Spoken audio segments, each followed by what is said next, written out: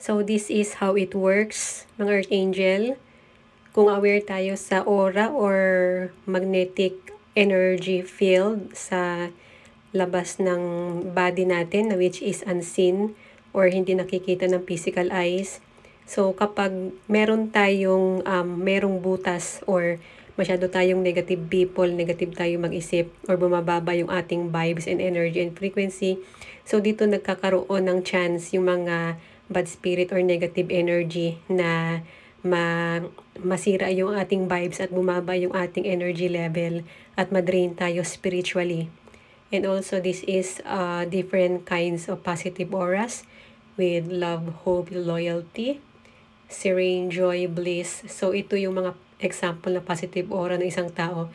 So makikita mo yan kung open yung iyong third eye or marunong kang tumingin ng mga energetic field or aura ng isang tao or ramdam mo yung kanilang mga vibes. So ito naman yung example ng negative auras form na dito makikita mo yung may mga self-doubt. So very dark yung kanilang aura.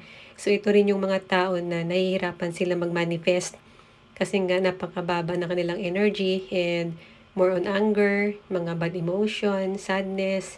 So iba't ibang mga types ng negativity.